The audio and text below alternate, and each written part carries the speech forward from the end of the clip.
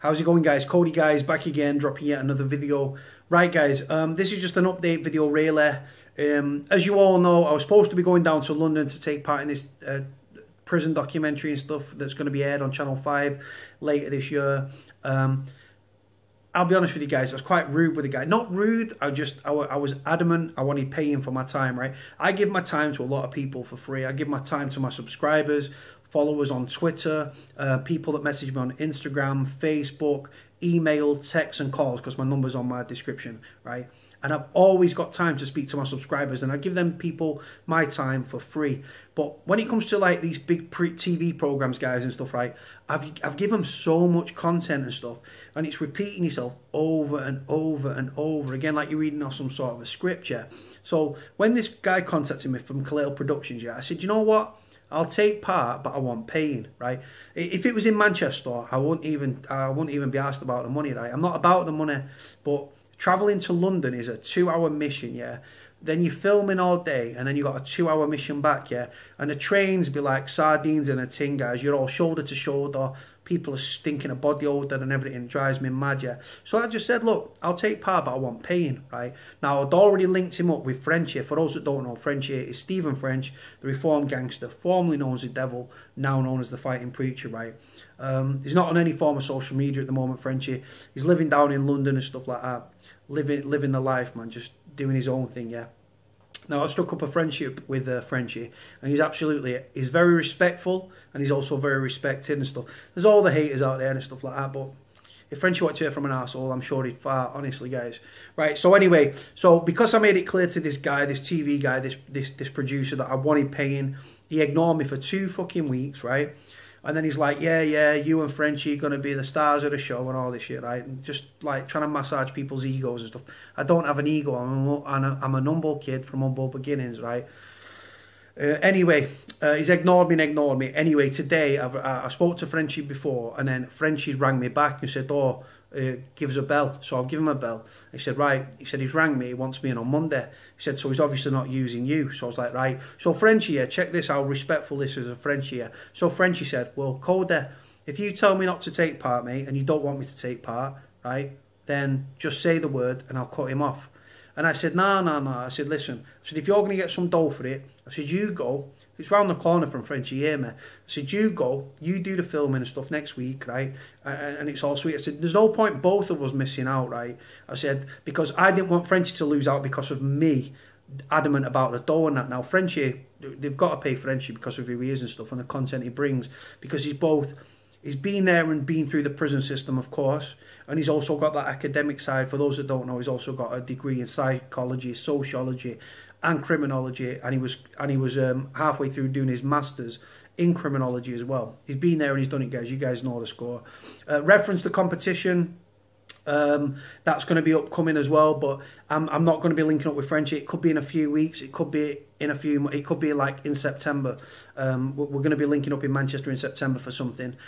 So it could be then. I might go down before, guys. Like I say, I'm not sure on what Frenchy's up to and stuff. But I'm not taking part in this TV series now. The producer's an absolute fucking bellend anyway. And if you see this, go fuck yourself, you ignorant prick.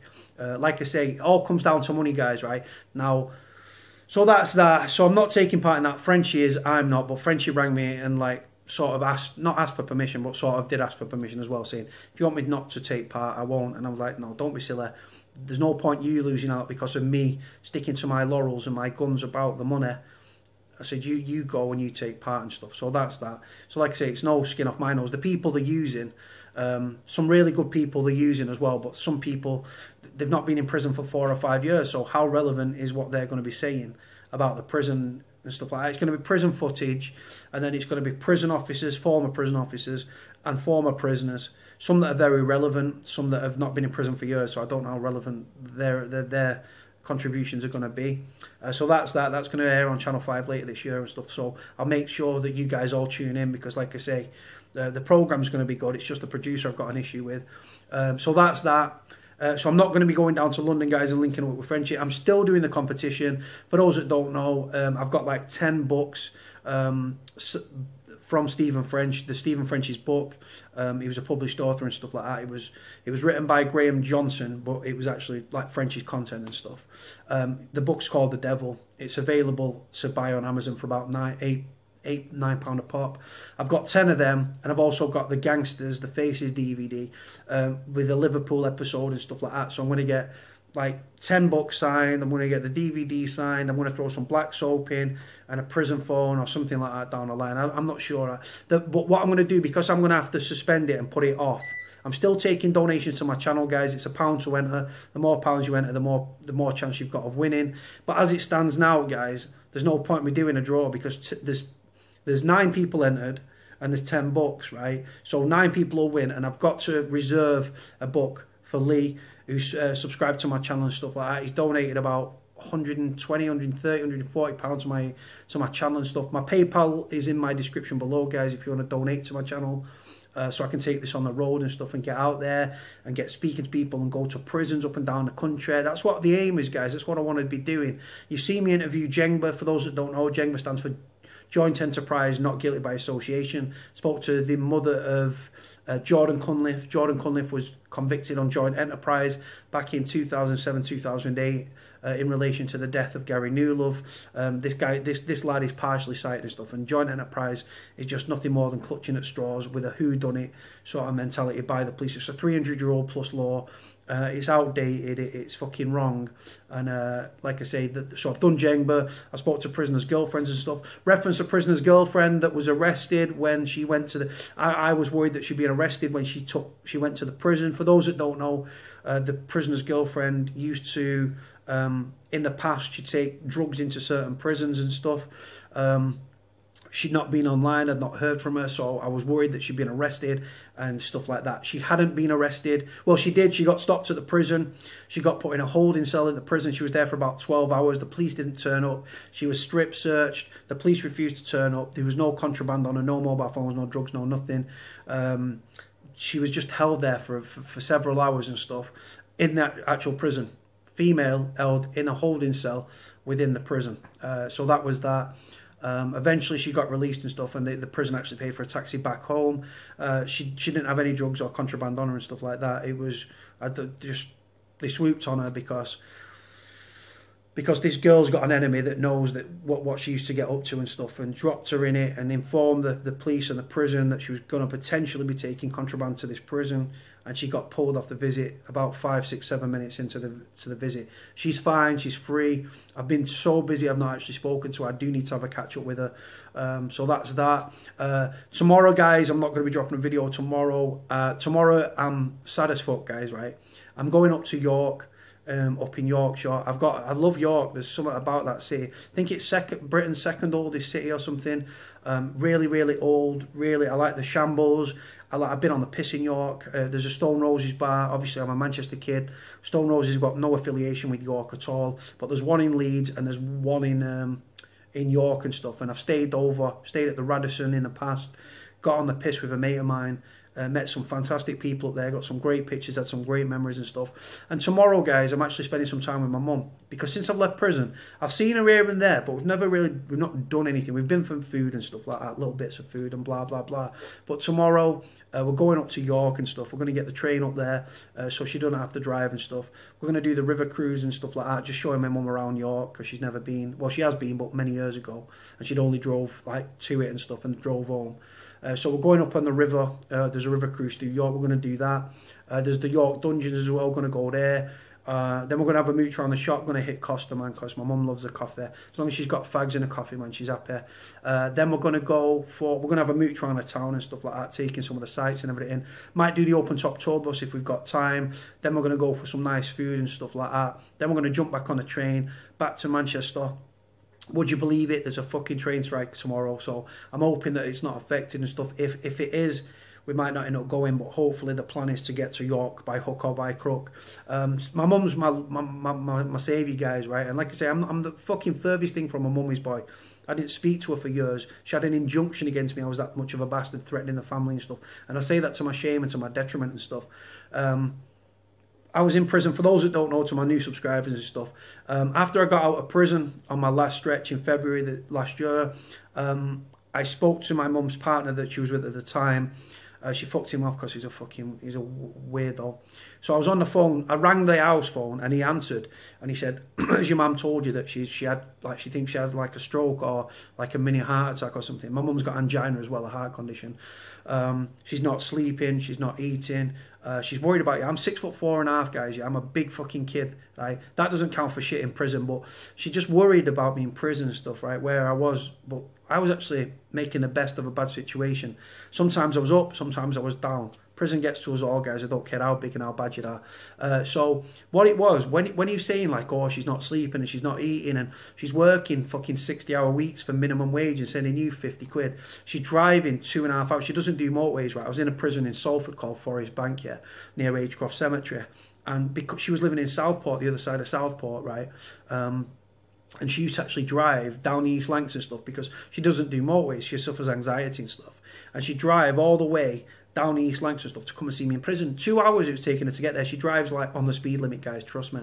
So it's taking her 2.5 hours to get there. Sorry, 2.5 hours to get there. An hour for the visit, right? 2.5 hours back, right? That's 6 hours, guys, right, out of her day. She was going to my gaff as well, right? My old flat, I've obviously since moved, but she went to my old flat. She kept my flat on for me and stuff.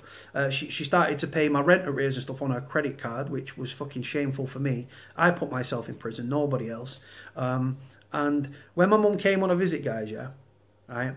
I'm looking at her face and stuff, and my mum, for those that have been with me for a while, you know about that I speak about my mum and stuff, and if you look at my most honest ever vlog and stuff, I break down in tears and stuff, thinking about what I put my mum through. And I see my mum sat there, and I'd never, ever looked at it like this before, and she's like, because of her angina and stuff, and the fact she breathes, she smokes so much, and she's fucked her lungs up, right, and I kick off with her constantly about smoking, she's like, and you can hear it sort of breathing and stuff, and she's like, looking at her little hands and stuff, getting old and frail and stuff, and yeah, and I looked and I thought, fucking hell, I could see the bags under her eyes. She was tired and stuff. She looked like she'd been dragged backwards through a bush, and you know what, guys, yeah, my brain just opened, and I thought, I had an epiphany, I had a light bulb moment, guys, for the first time in 34 years, yeah. I turned 34 in the December, and I literally opened my eyes and thought, hold on, my criminality is having a direct effect on my mum, health-wise, emotionally, psychologically, and not to mention financially as well. It's very expensive to support someone that's in prison. And you know what? I literally was like, oh my God, I don't believe this. And I went to bed that night. I cried myself to sleep. No shame in that.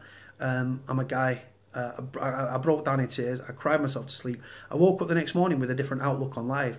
And when I was released from prison, I made a promise to my mum that I would never, ever, ever put her through what I'd put her through previously on the 3 other stretches that I'd received whilst I was in prison. And I walked away from everything and everyone I'd ever known for my mum. Now, I'd love to tell you that I got shot and some war story or something, but it's not true. I opened my eyes to the effect my criminality was having on my mum. And she kept my head on my shoulders inside. She gave me a focus. She was the light at the end of the tunnel. The family ties whilst you're in prison, guys, can be the difference between life and death. I genuinely do believe that. Prison is a spiral of death, misery, frustration, anger, paranoia, and just fucking despair. You will have a laugh in there, of course, but I don't want to focus on the positives of prison because I don't want to glamorise it to anybody. It affects you psychologically. It sends ripples through your family. And like I say, your family end up living this roller coaster with you, and they're not guilty of anything. They're just guilty of supporting you, right? And like I say, prison's a mug's game, guys. It's a young man's game, right? I'm 34 now. Do you know what I'm saying, right? And I'm away from crime. I've not been spoken by the police for about 2.5 years. I've not had the police at my door. I've been out of prison 16 months, and I've not been spoken to by the police. I've not committed one criminal act, right? I was a career criminal, guys, and I wasn't a thief or anything like that. I was involved with high-level organised crime. You know what I mean? Protection rackets, racketeering, just hustling and earning money, right? And I'm shit with money. I've never had money, so I spunked it all up the wall and stuff. I spend it on other people because I don't like spending it on my own. It goes on that way. And like I say, guys, I've met some of the most craziest people, most dangerous people you'd ever wish to meet in your life. I've met some of the sweetest people. I've met some of the most dangerous. I've met some of the nicest, most respectful. I've met some snakes as well. There's a lot of snakes out there. Anyway, guys, moving on from that. I was supposed to do an interview tomorrow at 6:20 on Talk Radio. She spoke to me this morning. I said, yes, I'll do the interview. And then I remembered, shit, I'm supposed to be heading to York, right? So I was like, right. So I hit her up. I said, look, I can't do it, right? So what I did, I spoke to Frenchy, obviously, again, reform gangster Stephen Frenchy, from Liverpool, living in London. Said to Frenchy, I said, Frenchy, I'm supposed to do this interview tomorrow. I said, yeah, I can't do it. Please, will you do it for me? Because I'm going to be up in York with my mum, right? Having some food and doing what we're doing. And he said, yeah, man, no problem at all. He said, just pass my number over and I'll do the rest. So I patched the number over with Frenchy's permission, because obviously you don't give numbers out without permission. Give Frenchy's number to the lady there. The lady's then spoken to Frenchy this afternoon. She's hit me up and said, thank you very much. He's very articulate and stuff. Said he knows what he's talking about. He's been there and he's done it. So cut a long story short, you can catch Stephen Frenchy's interview on the probation service, and the fuck up and the mess it is since it's been privatised. You can catch that interview at 6:20 on Talk Radio. You can download the app free of charge on iOS, obviously iPhone, and also on Android as well, on the Play Store as well. 6:20, guys. If you're in your car, tune in. If you've got your phone, tune in. Frenchy's very articulate. He knows what he's talking about, and he can only deliver on this fucking subject matter. And that's pretty much it. So I'm going to fuck off because my tea's in the oven behind me. It smells delicious. Have a good weekend, whatever you're doing, guys. Stay out of trouble. Love you all. Thank you for all your subscriptions, all your comments, guys, all your likes. Love you all. Keep them coming. Like, comment, and subscribe. Speak to you all soon, guys. Take care.